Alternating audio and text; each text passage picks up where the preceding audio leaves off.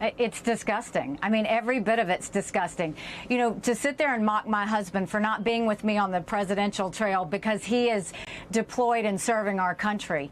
You mock one veteran, you're mocking all veterans. But this is a pattern, Dana. He's done this over and over again. Whether he went and calls military members suckers, whether he was at Arlington Cemetery saying what was in it for them, why would they do this? The problem with Trump is he's never been anywhere near a uniform. He apparently had some sort of foot reason that he says he couldn't do that. But the reality is the closest he's come to harm's way is a golf ball hitting him on a golf cart. These men and women sacrifice for us every day. They're willing to shed blood. That's the values that made this country great. And anybody that excuses what he continues to say against the military is hugely mistaken.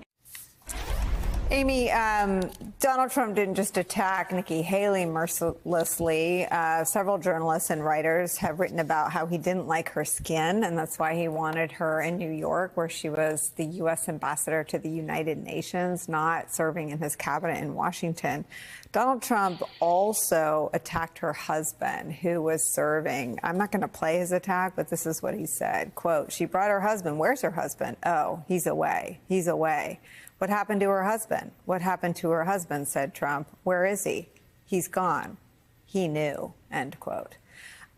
He was deployed, and that sound I played was Nikki Haley's response. But it does, I think, bring up Trump's long record of disdain for the men and women who serve the country, for the men and women who are injured serving the country, and for the men and women who pay with their lives serving our country.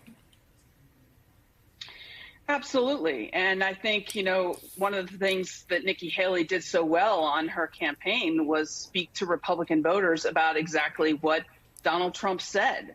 And, you know, this is not coming from Democrats. This is coming from his former national security advisor, who said that Donald Trump doesn't understand alliances. His former chief of staff, who was a four-star general in the United States Marine Corps, retired, who said that, you know, Donald Trump believes veterans and those who gave the ultimate sacrifice for our country are suckers and losers.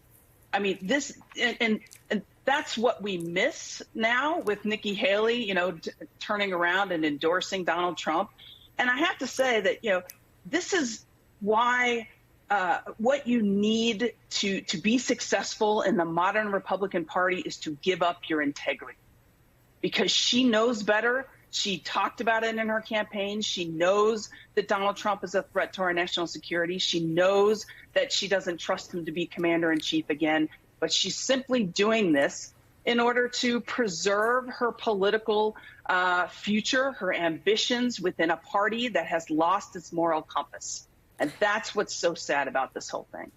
David Jolly, again, we are only covering Trump's fight with Nikki Haley's partner because Nikki Haley talked about it extensively and Nikki Haley's husband got involved in it. Nikki Haley also invoked her children. Here's what she said about them when it came to Donald Trump.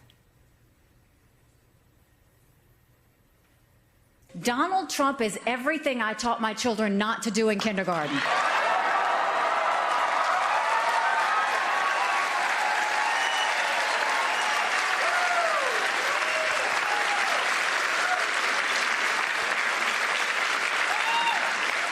Taught my two little ones, you don't lie and make things up. So I know Nikki Haley was a big hit with a lot of the New York finance money. I hope they're as ashamed as she is, to quote Sarah Longwell. Yeah, Nicole, I think we've learned a lot in the last 24 hours. First, that we probably gave Nikki Haley too much grace and too much credit for having steeliness and a backbone, when it turns out that she's just a national embarrassment, a raw politician whose words are meaningless and whose convictions are fleeting and probably a product of political convenience. We saw it when she was trying to beat Donald Trump. Now we see her putting her political ambition in 2028 ahead of the interests of the country and ahead of her own family, the insults from Donald Trump to her own family. And I think the key word here is conformity. I'm glad you led with Cruz and McConnell and others, because It's been said the opposite of courage is not always cowardice. Sometimes it's conformity. And I think what we've learned about Nikki Haley, and I think we just have to really cement this reputation with her now, is that she's no different than any of the rest of them.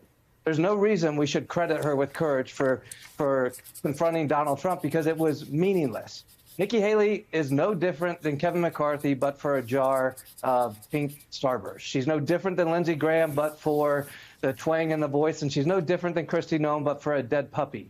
That is the Nikki Haley we now know. And the question is, how does she use whatever political capital she has between now and November? Because she created a permission structure for those who voted for her to consider at least voting for Donald Trump. And I agree with you and Sarah that does not mean that all her voters will go to Donald Trump. But what I fear Nikki Haley will do, out of raw ambition for her own political future, is she will actually have a voice going into November demonizing Joe Biden and hitting Joe Biden as hard as she can. And I think that's the red flag in this, that the level that Republicans see Joe Biden now as this entrenched threat to the United States is real. Or at least it's something that Nikki Haley and others will tell you is real. She's a danger today, Nikki Haley is. Where we were giving her credit and perhaps grace 6 months ago, we need to recognize today she is a danger and a threat to American democracy.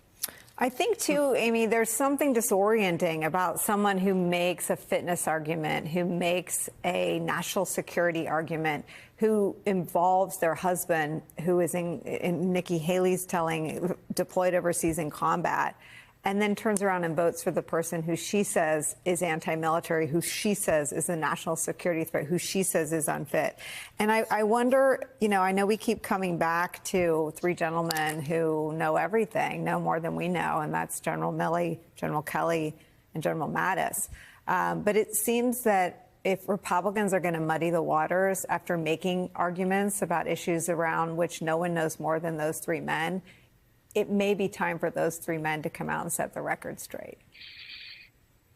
Well, I would certainly like that to happen. We know that General Kelly has said things about Donald Trump. I would love to see some of these gentlemen who have worked with Donald Trump, who know in their heart the national security threat that he poses to our country, come forward.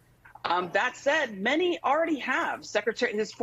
Trump's former Secretary of Defense, Mark Esper, has said publicly, hey, Donald Trump tried to use the United States military against civilians, and he will try to do it again. I mean, that's pretty big. Ambassador Bolton has come out and said Donald Trump doesn't understand alliances. He would throw our democracy under the bus. He doesn't know. He's ill-informed. So I think we have to take the ones that have already come out and continue to talk about this. And here's the thing about the Haley voters. I agree with Sarah in that, this is certainly a hit, and there does give some permission structure to some voters to go for Trump now. However, those voters that are for Haley, that voted for her in the primary, many of them, they are not dumb. They are the people that won the Cold Wars. Their dads, served. Their grandfathers were part of the greatest generation who fought and built the world as we know it. And they are not going to follow Nikki Haley in this. In my belief, why? Because they understand she's the one who has this ambition to run someday in a party that has lost its moral compass. And the good news is, they don't have that ambition, and they can follow and still have their integrity.